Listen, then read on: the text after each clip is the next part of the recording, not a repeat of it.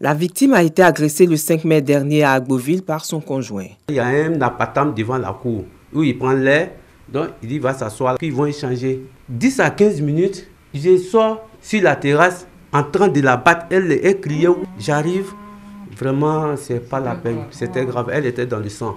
Alertée, la ministre Nasseneba Touré a tout mis en œuvre pour sa prise en charge médicale au CHU de Trècheville. Elle est en sécurité depuis l'intervention.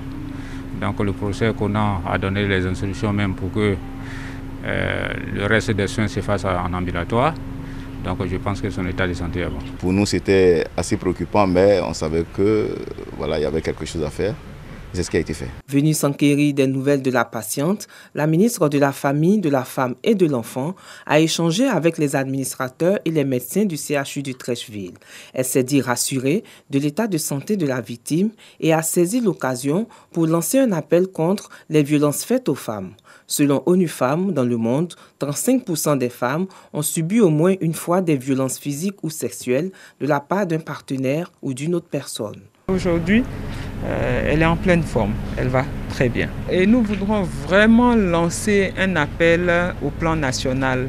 Nous voudrions que les populations se saisissent des numéros verts qui existent, le 116 et le 1308, pour pouvoir nous aider à sauver des vies.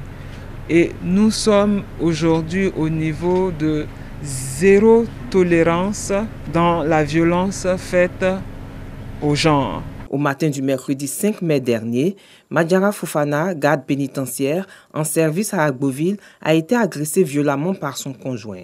Le ministère de la Femme, de la Famille et de l'Enfant a aussitôt pris des dispositions pour apporter une assistance médicale à la victime qui est aujourd'hui hors de danger.